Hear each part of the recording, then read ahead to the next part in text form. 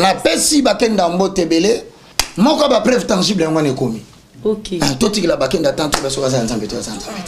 Et ali ka muteto bondela pona ye, ne mama na zolobana. Bolanda ka malobana nga biente. Ba ba za nzambe, nkola kolakisa ke abetaki bango po bazonge pa inaye. Ya ngona misala na batu ko sangisa na batu makamanga na lingala nanga te. Siko na sengi MG 30.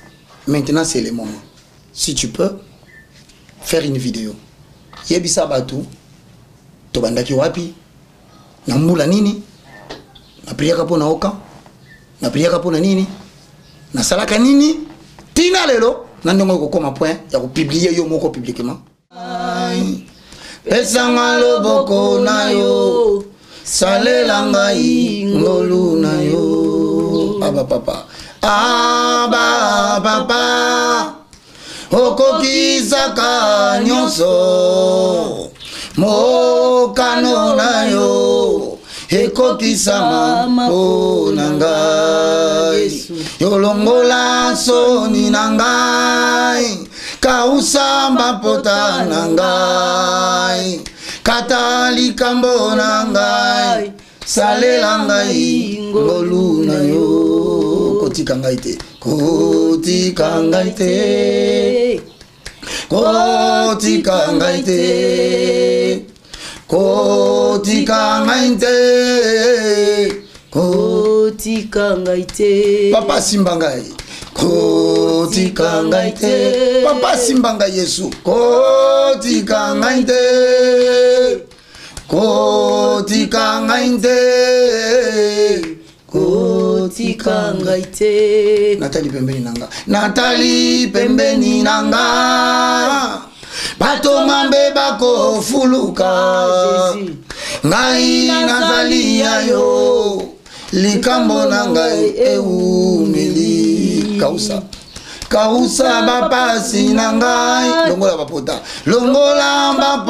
na ngai kata likambo na ngai kata likambo na ngai salela ngai ngolu na yo kotika ngai te papa simba ngai Yesu kotika ngai te papa si on a zomala lelo na komona ngo lisusu te kotika ngai te Jésus kotika ngai te kobwaka ngai te Yesu Masiya kobwaka ngai te Yawe kobwaka ngai te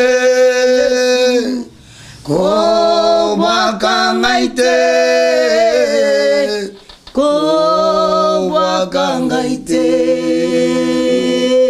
voilà.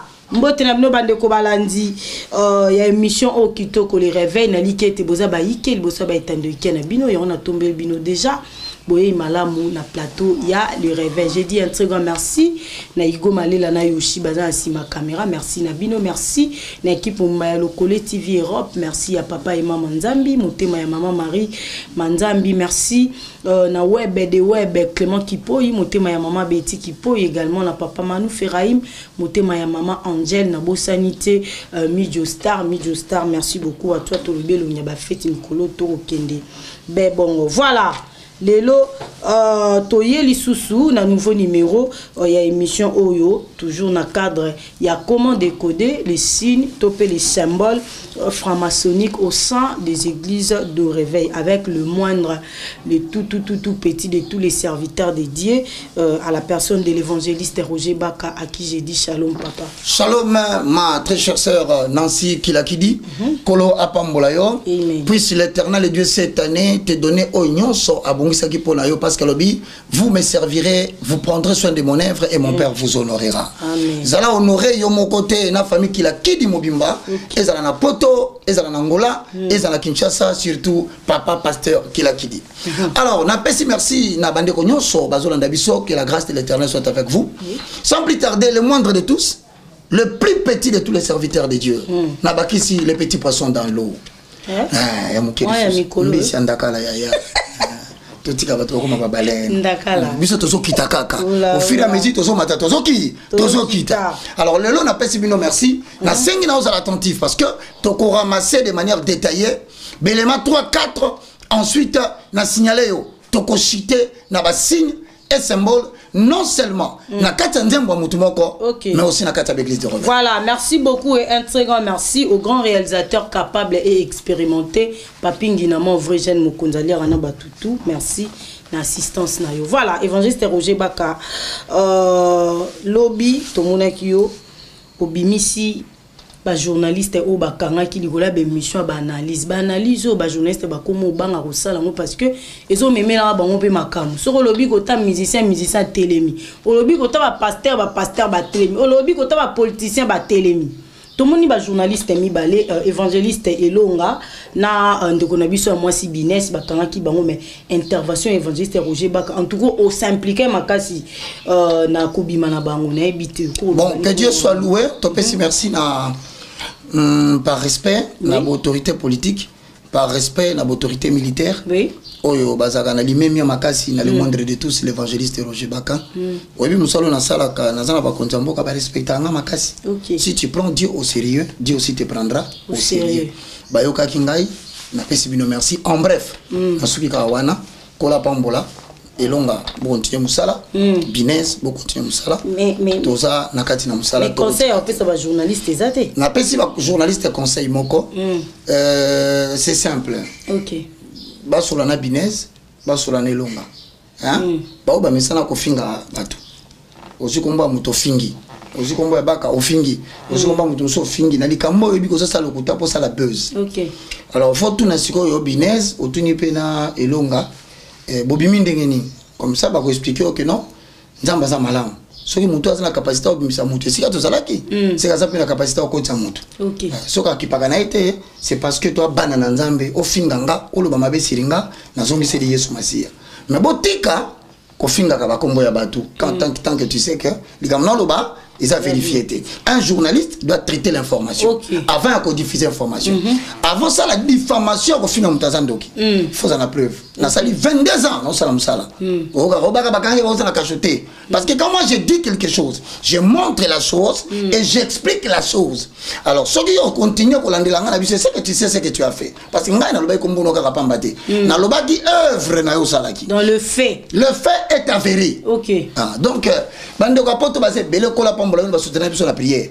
Ba mingi ba so benga butunya so pa rojo kotike longate. Papa rojo habité na otikate. Ba to ba bani ko dénoncer na ba na mnoka génération moko zoya. OK. Na otika génération ba yete ba souffrir ba passion na monaki. Na wanza ma pesinga lokola ba tu na pembeni nanga. To OK na bona yesi bango si vous m'aimez aidez mes frères. Bo libérer bango.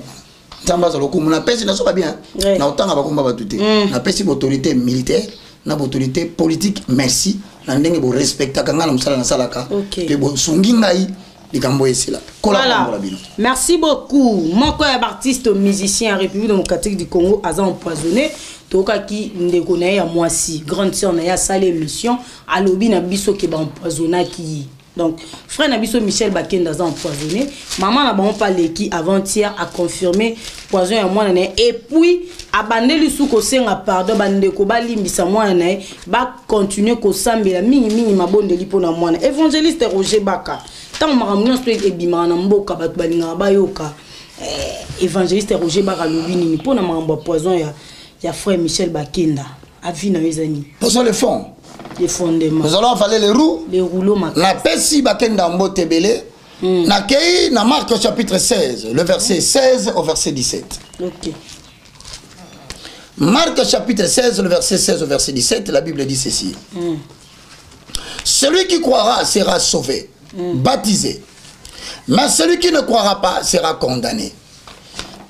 Voici le miracle qui accompagneront tous ceux qui auront crié à mon nom. À mon nom, ils chasseront les démons. À mon nom, ils parleront de nouvelles langues. Ils saisiront des serpents. S'ils boivent quelques breuvages mortels, okay. Cela ne leur fera point de mal. Nakumisi nzambe. Moko ba preuve tangible ngone komi. OK. Toti la bakenda tantu ba soka za nzambe to za nzambe. Et ali ka mutete bonde la pona ne mama na zolobana. Tie balobaki déjà.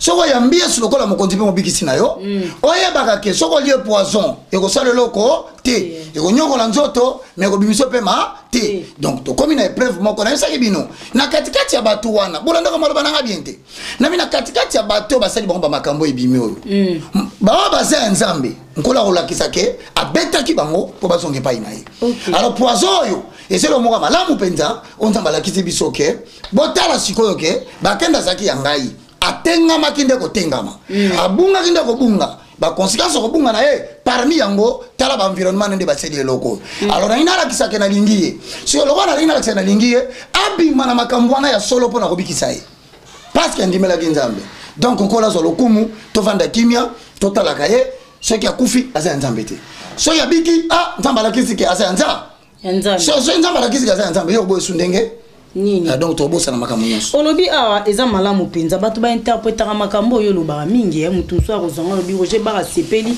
ndenge frère michel bakenda azwi poison ntango olobi eza malamu mpenza olingi oloba nini eza mpenza malamu mpona kolakisa ke aza ya nzambe donc soki abiki aza ya nzambe donc osepeli na wana ngo te ndakutu esalinga souci te esalinga problème te mpo nga naliaki yango na 2017 na février naliaki yango na micro boy baza kosalanga micro ti lelo yana bisaka bandeko ko na ndenge olingaka te kosombelanga micro tindelanga yanga moko na ndenge olingaka te tosomba micro na biso bayelaka ngai soko olingaka nakufa yango soki nalobi nga naliaki yango te batiki nga pwani yoyoka lisusu bayekokanga roger baka na ndako oyoka lisusu batiaki roger baka poison parce qu'il faut bameka batala soki réellement eloko eza na kati eza bonzambe yango marke 16-17 alobi bakotela bango mpe bapoison mais ekosala bango eloko te yango na beza malamu parce que test ya kolakisaki bakenda sa nzambe yango wana yango napekisi bino botikaka makambo kolobaka ke musicien chrétien moko akufaka mpo batielaka ye poison soki bolobi ke musicien chrétien batielaki ye poison akufi donc nzambe alakisi biso ke na miso na biso azalaki mosali ya nzambe mais na miso nazalaki mosali ya nzambe te pourquoi parce que marke 16-17 alobi ata batiele poison kokufa te so akufi seka akota na misala satana bonga ata batiango 10 fois yo soki 10 fois noliaka yango otambolaka wapi mais faut na discipline ya mais mise moto yebi ali yango soki se yango na tuni poli ya poison 7 fois otambolaka wapi yo nanga tofandi yansi combien de fois batine so message ki nzamba lobi ki baotelanga poison ebele oui okutinga na layo lobi ku moko ya gisu lobi so batine mususu à partir de loko wana na ko tambula te bilialia te vie de prière augmenter donc toi de la taille spirituelle alors yo siko taille spirituelle ezate bilialia biro moko na matonge biro musu na bandala biro mususu na kauka place okolela ngo oyebite après songyo babominga pona nzambe te otika biloko mais atoza ba biro kidi soza mwa nzambe elbi marque lobe ngo te mwana nzamba za o melo kufa te si mwana nzamba za na ba biro kili te nandeni babasi ba biro nde babasi parce que so ilolo bani baboma yo très bien na monde na musala to salaka eza ba stratégie misato ba kotinda mutu moko ya ko sala faire na yo ya mbongo avec l'objectif que na simana yango mutu ana balukela yo basalo plainte pour bakanga yo donc un homme de Dieu se topekisaka mingi à s'engager na ba faire extérieur lorsqu'il a le mandat c'est parce que acte 6 1 alobi tokoti kabino bosala makambo susu Pierre alobi nous allons nous concentrer à la parole et à la prière parce que Dieu sait que tu présides à la destinée du peuple le diable n'est qu'un voleur dans Jean 10:10 aka ko ibatan alors pour ba iba yo temps quand tu as la justice et bendio moulaï tu n'as pris le temps de concentration pour l'œuvre de Dieu il y a un misala na batu kosanisala batu makamanga lingana nanga te association de journalistes baka azati bo mutu mona matanga baka akoyate bo journaliste mo kabali baka akoyate na koyate parce qu'il y a une valeur na zala ngo pona sali ya batu na ko ke no ko se livrer facilement te na loko nzamba te na kati nanga pour bakebele bazanga donc manque ya discipline et ça moko biloko dazoli la poison so ali poison vérifiez bien a comment il a légèreté à kotambola bato bazamabe aza kotambola bato tozolo ba bato wana bazamabe et en plus kobo sanate monde wana na bisaka bataka épée OK et puis on les a permis na gorge ça veut dire au sur succès na biso to fongoli yo ba relation to memi yo partout mais le problème yo lingoti kabiso alors lingoti kabiso biso to kozongo panga les na nkingo to kata yo alors la seule chose que nous devons faire nous devons demander à Dieu de prouver que ce frère là est le sien. OK Donc ce n'est pas question ya basambela pona ye basala boy. Maman soki déjà mutaye binzambe tata ko sambeli projet ko bomaye. Soki binzambe ko bikisa ye. Donc pona nga bref yango wana vraiment siko na ina vanela isa batu no sene bisino ala mnoko.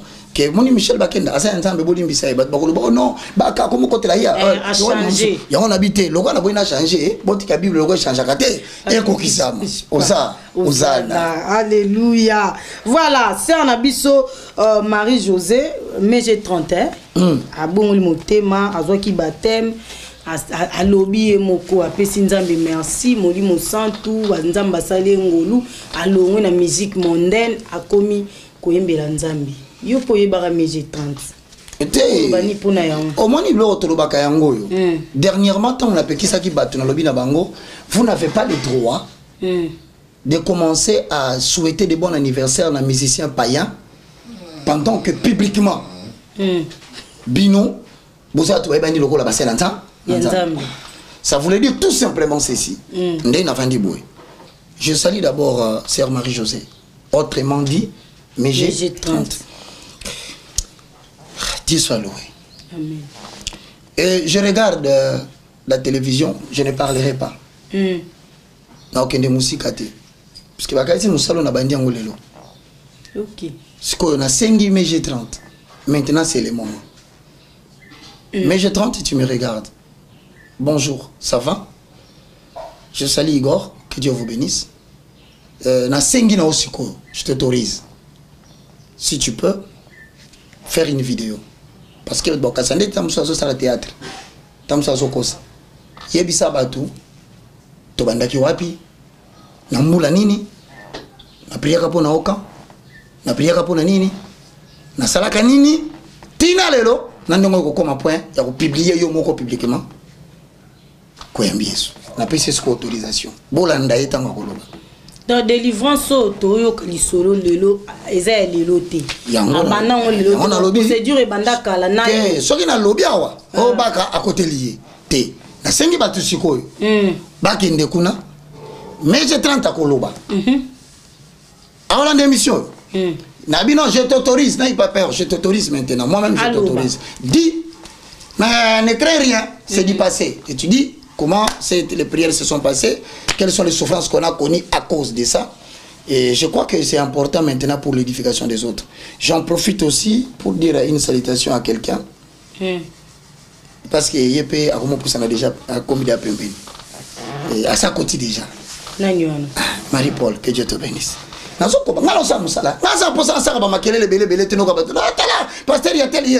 Non, non. Moi, je traite avec ces gens-là sur le simple point de l'évangile. C'est la parole. C'est dangereux. Mais, nazo continuer pe na ba mususu na nkuku mukolo bango moko ba ko sepela po lo kumezo ngana nzambe za ba kate akoleka mo kalobi bako bozo finga wana botala mutatea kanga boy mutasala ka boy mutapria ka boy mutasala ka boy tanga aussi sanga bibo lo kumezo ngapa na nzambe toko continuer ko dépeupler les camps diable mais baptême quand même ya mije 30 c'est le esengo.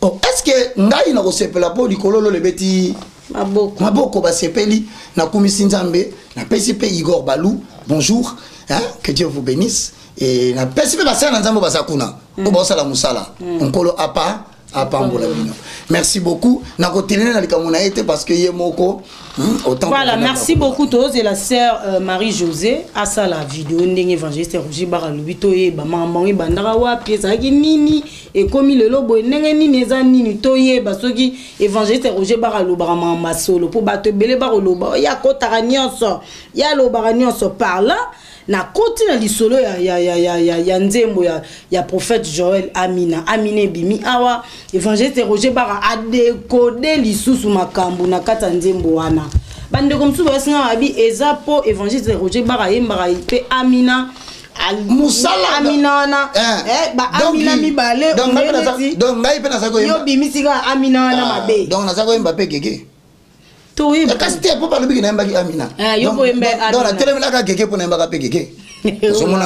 il y a des gens qui cherchent des prétextes inutiles. Moi, je cherche à vous ouvrir les yeux en accord avec Actes des Apôtres, chapitre 26, le verset 16 à 17. Posons les fondements. Que dit la Bible? Nzamba zobisa Paul.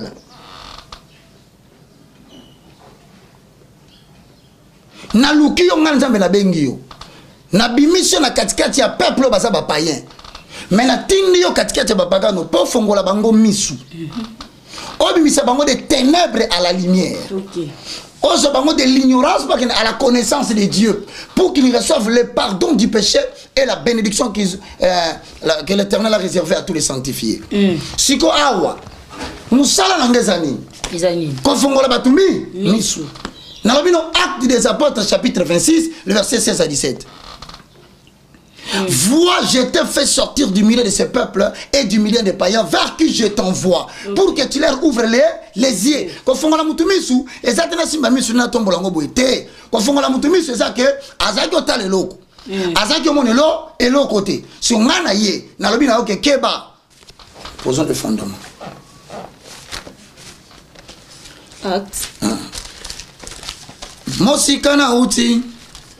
Penenga inako kende tambola nako tambola Yesunde nisungie. Acte chapitre 20.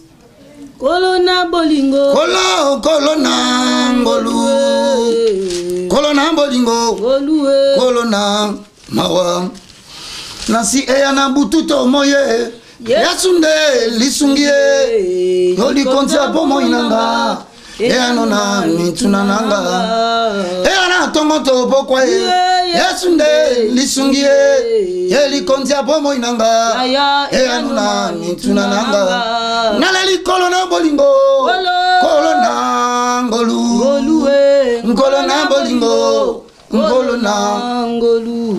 Acte chapitre 20 le verset 27 au verset 28. OK. Tokotanga. OK. Quelqu'un était en attente. Car OK. Car je vous ai annoncé tous les conseils de Dieu. Ngai Paul, na yebisi bino matin nyonso ya Nzambe. Sans en rien cacher. Na bombeli bino tezala na gegeza na mina ezala na nzembo mosusu. Prenez donc garde. Alors na lobi boyebokeba. À vous-même et à tous les troupeaux sur lesquels le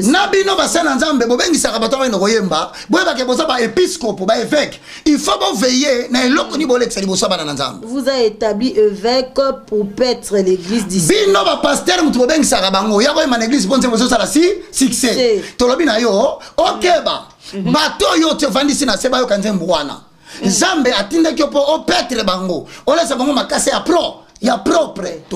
Qu'il s'est acquise par son propre sang. Si l'église a pasteur, évêque, apôtre, évangéliste et tout consort. Au comment qui a moté pour nous ambassadeurs ne sont pas a commis ça qui wana pour akamata mwana na ye. Aboma ne kulusu. Makile sopana pour le le comme pas pasteur. Qu'on soit banana na loyenge te tokoba. Je sais qu'il s'introduira parmi vous. Le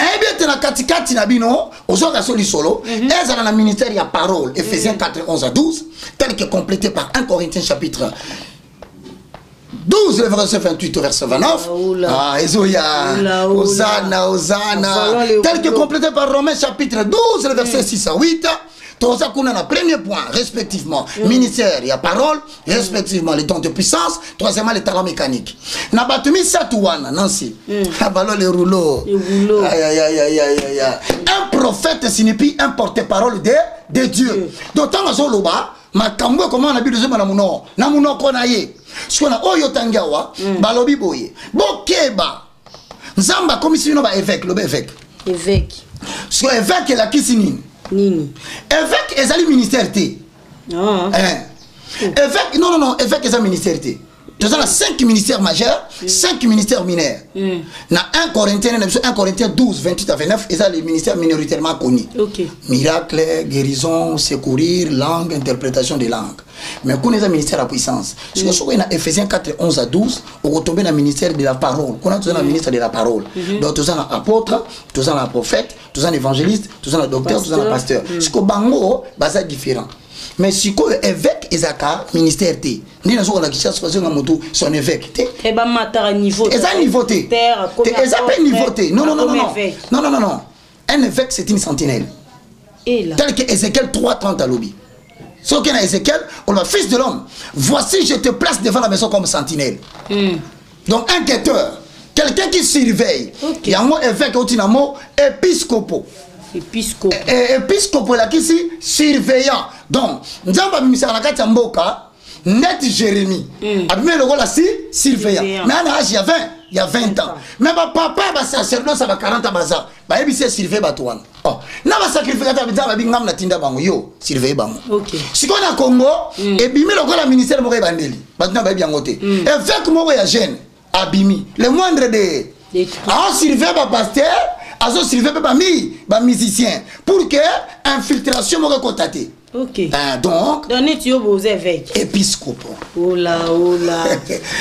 Aïe aïe aïe. On va demander comment le bien. Donc le évangile comme évêque. Évêque et sa ministère. Épiscope. Et ça lui font fonction. OK. OK.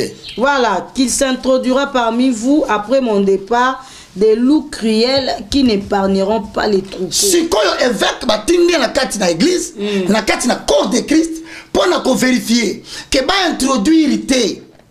Car il s'introduira parmi vous des loups cruels. Donc pendant que tout ça va bien ba brebis. Bampati. O ba mbaka kitoko. O mutu matenga na ndako. Frère Roger. Ilo baka ba mbaka kitoko. Bon, nzembo nini to yemba ya kitoko nani to baza ya malamu. Ya musala ngeza ko lakisa bata malamu te. Musala na ngai na kangani batu ya mabe. Donc mutu asa évêque, il veille sur livrer. Il veille sur quoi? Sur les ténèbres qui veulent s'introduire. Okay. Il veille sur les loups criels. Et qu'il s'élèvera du milieu de vous des hommes qui enseigneront des choses pernicieuses. Sikoyo ezala katikati na bino na bayembi na batei. Batumoko bakokotisa de manière pernicieuse. Pernicieuse est là qui si insidieuse. C'est-à-dire difficile à percevoir avec l'œil nu. Et que ça difficile. Otali beauté à Matéa. Otali beauté à Nzembo. On le dit non. Nzembo est malam. Na mane mango tongo vana la muka. Na tongo na tongo na poka vana la. Ce que va dire que ba okota katikati le milo batandengo wana. Mais ce que batanton ba okota ba ko bebisa ba na Nzambe tanga. OK. Pour entraîner les disciples après eux. Donc, bato na baso longola, attention à bato sur Yesu Masia, baso komi sabango bandimi na bango. Parce que batongo banani. Nani na bandana nzembo moko, je répète, c'est scientifique et autorisé. Parce que je suis un consommateur d'un produit. OK. Tant que nzembo no so comme on a studio na yo. Tant que so comme on a ndako na nzambo lisa ya yo. Mais ce qui kaka au livrant à la consommation du public. OK. Ce qui OCC et remarquez que un PC et ça la katabi loko tekaki ba benga ngo produit avarié loba avarié impropre à la consommation loba impropre à la consommation si quoi loko ça la Congo bébé zanini église de Christ corps de Christ et ça la batute ba ça ba expert pour la détecter que évangile bazoni nga ba rouler ba to ba bébé sabato. OK ba ça la batute ba mukie yango senga nzambe yango na bundi pona belonga oyo parce que na zomona il y a quand même de l'esprit na kati alors toi encadrer banoyo parce que to prophétiser qui to aider bango badima. OK yango sikoyo na lobi ke nzembo yo impropre à la consommation est-ce que na tuni o mona kinga na lobaki tanza ki audio te point ozele clip bima parce que mutu nyonso ozala ba pratique ya vaudou. Monter dans la pratique, il y a cabale. Monter dans la pratique, il y a franc-maçonnerie, il y a rose-croix. Fin de fin, bah exige à cahier, à ça là signe, et puis à tiens bah signe. Normalement, ça la vendre ni. Bandimi bah ko financer promotion de bonao. Et ko bête là bah réseau nyonso. À la seule condition, kamata audio. Na filmage ça là qui paye sa banque. Yo c'est là bah raison qui sur la vraie version. C'est-à-dire nzambo na yo oyembi yango aussi so sali clip avant ça le mixage montage OK opé si bango bango ce que ba kozo yango ba ko lekisa ngo quelques jours ya purification éliminée. OK donc vas-y ce que ba bino moni siko yembio to bomba cimetière tiamo koto tiamo suna gauche yo pe tiako na yo moko pe na tango yemba so comme na ba 5 minutes ça la signo so moni comme na ba 4 minutes donc au silisi ali ba monter ba bimisi wana ikomi loko na bango o ba kotisi ba signe. OK. Voilà. N'est-ce yo na lobi na bato. Nzembo yo. Roger Bakalobi, frère. Ce n'était pas le moment. C'était pas le moment. Na moment ba yembi basali ba dégebelé. Fallait oser là, il est 4 2 ans. Hein, quand on est bandeli ka bona to société. Yo ko l'accepter sous que non. Nzembo mususu pesa suna bilo. Biso le kwa to consommer nzembo. To mona kinzinzi. To bite na kata lipa nzinza ko sala te. Yango to bimisa nzinzi. To bimisa nzinzi. Bimsa. OK, puis ça portable. Tobi msandindi po batunsus baroloba évangéliste Roger Baka baroloba ku te po bazoloba déjà. Est-ce que ngai maman amona mabepa yango tuna bango bamona ka tendenge nini ne bango ebisinga bime yo tozala na Roger Baka ya mona mabe partout boyne rappelez le baneza musala na ye ola bande konanga na sina peso vérité hein biloni biloko wana bakoza batikali ba 3% 4%.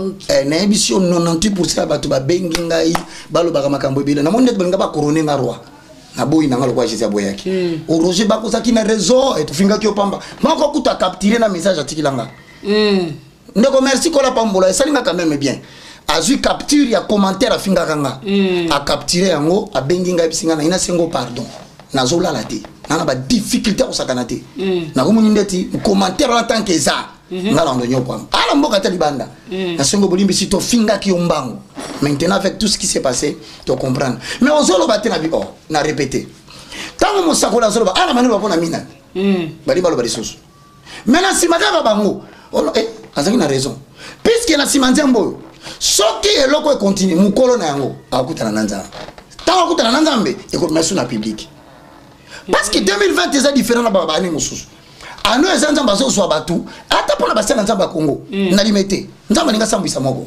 avant to 2020 ici là au sambisa na répéter limité de premier jusqu'à 17e après ko sambisa so sakani pas nzamba zo bete cancer na nzoto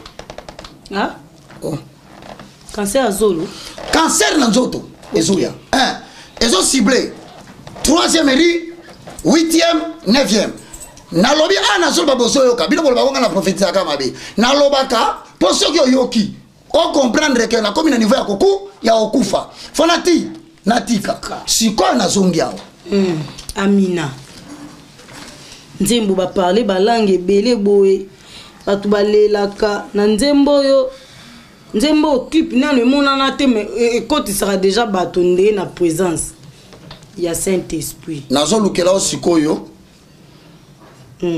tokende omona pesa nga portable mususu wana pe tomona po télévision ya radio ti tomona toyeba bayembi nini kuna bakoloba ke Roger Baka so salela sentiment po mukolo nzembo aza prophète aza musanza eza su ya yete na site aussi tozo po ese bien OK ekomi ya biso ba consommateur ekomi ya biso ba consommateur toi na droit ko analyser ngo ndenge nyonso pe okosala rien eza ya biso yo so peti biso nzembo nozo kola suni wando tombokela biso yo salela ki biso nzembo ndoko ko tomboka biso tika biso mtu zaki nzembo toloba OK alors premier point tant tozo décoder ba signe franc-maçonnique na la tsayi bino signe moko OK na benga yo de lazy 8 tozo toka ba azotindela biso déjà ba bi bazotindela biso mbongo ya ventilateur abi ventilateur mais bas ventilateur ola to biki ça dit mbula ventilateur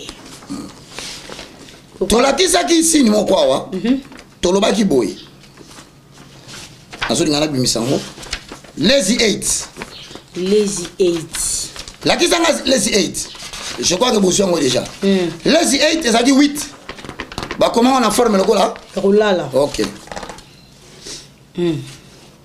merveille OK basal musala lazy 8 yango na bozo mona déjà na ba etando ikena bino 8 elala lazy 8 yango OK zoomé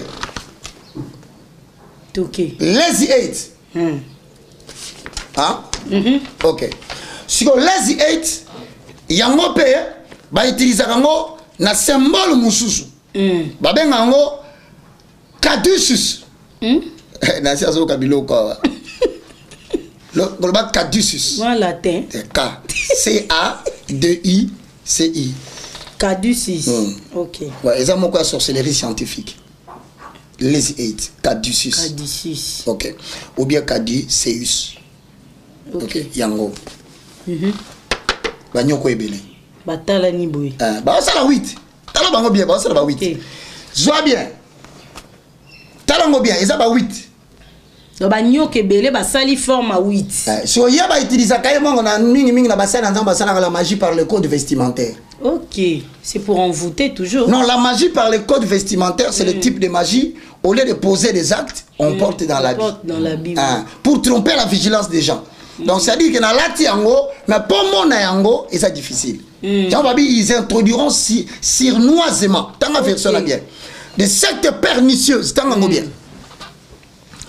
Zonga tanga parti wana. Zonga. Ezaki na mukanda ya acte 26 kene na 28. 28 voilà.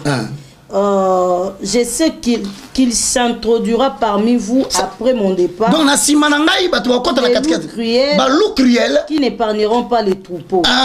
Et qu'il s'élèvera du millier de des hommes qui enseigneront des choses pernicieuses. Pernicieuses, bateau bakote ya bino na ndela même ya loyembo, biloko eza pernicieux.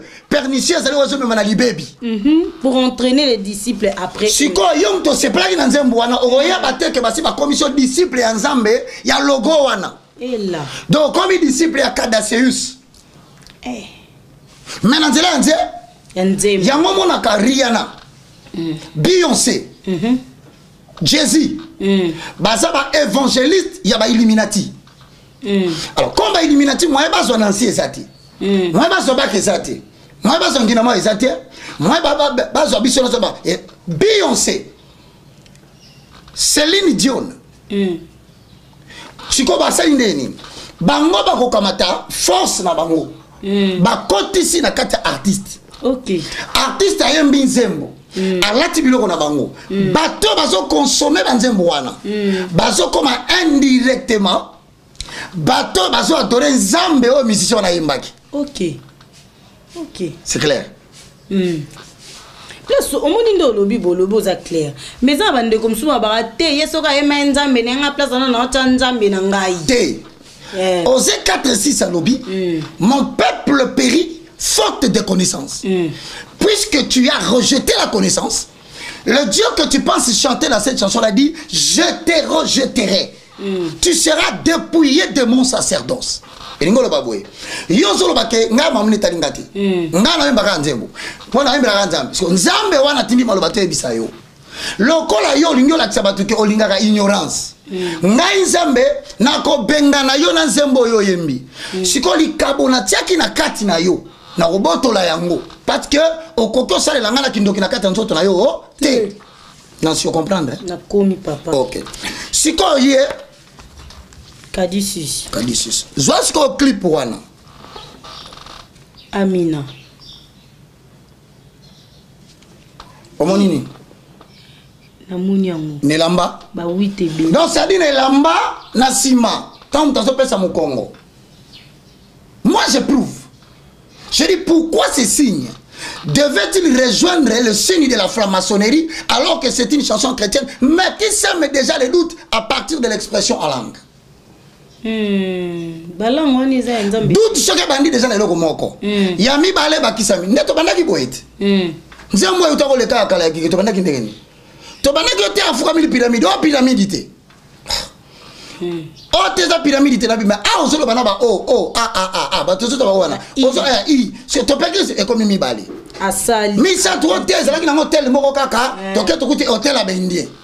OK to koti na nzembu tamburi ya buda bato bazo boya kaka te suka to monyo ebimi atomoli maboko te amesana obeta sente on misapesa ke bon omoni siko ato bandi boye bato baza attentif ba comment comprendre que baka sa messager. C'est un esprit de la génération. Épiscope. Ce qui a lobby, lungula kaka, parce que ton finga qui est. Il y a un mot maman, quel sentiment j'ai moi? Okay. Toi, tu sais que moi, j'ai fait la promotion de la musique chrétienne. Oui, hein. Mais alors, si on a monté les mélaboyés, c'est-à-dire que ceux qui ont été bloqués au Koba, n'a pas besoin de malam. Bah, quand tu as makambu, oyo. So, bah, tu as comme la confusion, il y a quoi, bah, nani toyoka, te. Il y a un autre qui ne veut pas bloquer dans son monnaie pour nous permettre, bango, bah, séparer le kwana, na oisa malam. Yango, de quoi bo illustrer kuna. Ok. Yango. Eza na ilamba na sima. Na sima. Ibino mo ça ce que bo bendaka, na ningo monde ba bendaka image malé mais tiba bimisa ba na kati. Siko soki to monika baba papa Roger. Yo po mona ka mingi. Omona mabe partout. Siko kaka likolo na yango. kaka lamba oyo ikoza na mpeka dese lamba asomba ka yebagite. Deuxième élément. OK. Kaka na nzembo moko wana. Tala. Na cercle loko. Agrandir. Et bimisi Tammuz. Te. Oh ye alalia wa. Ah ngana bise soki ye. Mingana bika logo za likolo. Eza clip ola. Kaka na kata clip. Ola ola. Tala au mona elo moi noir, logo moi noir batie wana te. Te o tolobela ki à la fois passé. Semiramis. La reine de Babylone. OK. La première nation païenne o etelemela nzambe après Délige. Azali na mubali na ye comme ne numéro 2. Mwana botaki. Nzo mwana na ye ya bala mwana na ye. Siko numéro azaki prince. Siko babota mwana ko ne Tammuz. Tammuz to ba nizaki tete. Siko tala bien te wana monikuno. Te ya clip. Siko ya tsango point ni tango wana. Yango. OK. OK. C'est une franc-maçonnique yango na kata logo. On va bien di absent down tau. Yango, Zoa. T. Di Ank. Di Ank. Tammuz ezali mwana o numéro 2. Abotaki na Semiramis. L'église catholique papale ya Rome. Yango neza croix batiaka batu na mutu na front. Pourquoi batiaka batu croix na front? Parce que mutu soki abotami balobaka il y a un troisième œil. Obiso do bengaka l'esprit de l'homme. Pour ba étouffer na don ya vision. Pour ba étouffer na don ya komona makamu na butu. O mona ba oteo croix a. En fait croix na c'est ba kangi. OK. Kokangane la kisini. Bibliquement Dieu t'a rejeté de son sacerdoce. Sans le savoir. Yango sikoyo. Soki nzembo za malamu. Tammuz eko sala ni nini? Ya lobaka mso eza loko eza forme quoi? Wana pe ezalaki wana pe ezalaki sumabe. C'est la croix de Jésus. Kaka nzembo moko. Tammuz mususu. Yango bazo illustrer bino. Deuxième Tammuz.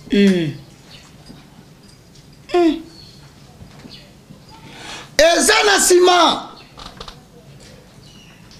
Nasi eloko nkola pesinga na ngolu na ina mona. Meme na fuka miboyi. Shena biso nasi matelanga na mukongo, nyatanga na mutu. Telema, tale loko wana omona te. Eloko nga na fuka mi na zomona na ngomba.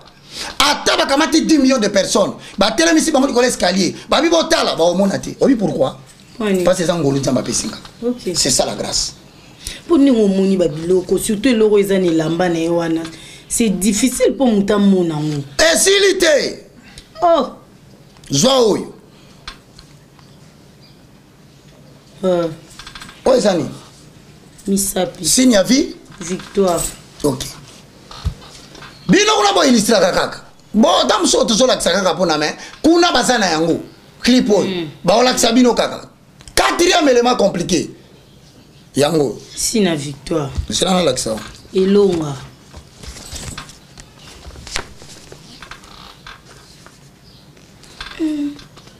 On. Yango sina victoire. On. Yango ka. To l'accent bat bon. C'est parmi les 728 signes. Ya magie. Yango. Na koti na décortiquage te ya langage ya langue pour na ko salango. Parce que à l'époque le peuple congolais a souffrir, église va rançonner bango, va passer va yibi bandimi mbongo, population nyokwami, to na ba depuis bandimi ngonga oyo, oya so kota ba esprit na banda kwa batu. Mususi yango.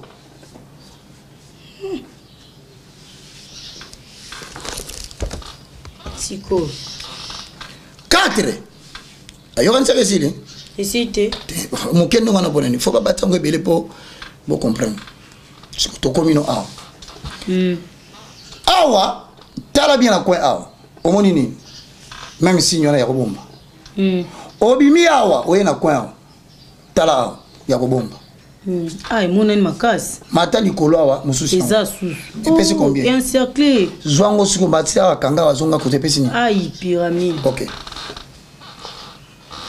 na lingi bino to osana eloko bozwa botala na droite bo bimiselanga tamuze ezawana likolo bo bimiselanga tamuze eza likolo boke na gauche bo bimiselanga tamuze eza na gauche soko si tamuze à droite na tamuze ya likolo ya moto na tamuze na angle gauche o reliango par de droite et pesi nini yango siko ole ya kofinga baka yo pe kamata ka nzembo yo démontrer que makambo besa lokuta parce que ngana zui eloko na kati na zui pe na lakisi notre rôle comme l'OCC office ya ba contrôle épiscope bango ba faire ceux qui marchandise et l'OCC mabe ba ko signaler gouvernement local église de réveil o biso to sala kate bo biso to ba indépendant so linga ba indépendance anini eza bato ba dépendaka tout simplement du Saint-Esprit et de l'autorité des Écritures.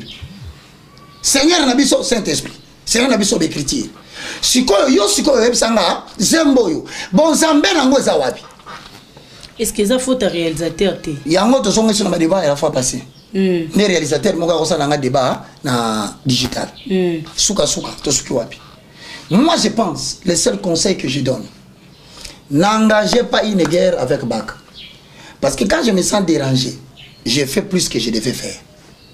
Plus vous tentez de parler, plus je vais encore vouloir démontrer aux gens la véracité de ce que je dis, parce que vous voulez me faire prendre pour un imbécile. Voilà, merci beaucoup évangéliste Roger Baka, épiscope. Vous avez qu'il y pamboli pour na biso na mokola lelo, merci beaucoup. Na pamboli openansi kola salolo ya minene na bomoyi na yo na mbula. Amen. Voilà, merci. Na bino nyonso bozaki belé branché connecté et sali trembot. Merci. Na igo malela maboko trépied et aussi ainsi que à merveille Loukeba. Merci na musala bosali et un très grand merci à toute l'équipe Lokole TV Europe. On est ensemble tout le il y a pas à modifier, il y a même pas à discuter. On est là et j'ai dit comme ça merci. Na bato nyonso tout bato continuer ko soutenir. Merci beaucoup. Na maman Adèle ça motema ya papa Alain ça merci. Na Midio Star et Lonyaba Feti ola. Merci na boss de boss Boulouza Kingoma motema ya mama Darkas Kingoma ainsi que papa Lenx Longelo de Bundes. Na bosanité maman Clarisse Niana na Suisse na Lausanne docteur Didier Vakomboa na États-Unis na lela bino ya trop na biso enkolo sumasi ya zongi lelo te tokute na bino mikolo ya na même site na même émission cette fois là na numéro sika boutika la malamu branché connecté vous allez jamais déçu to lela bino ya trop bye.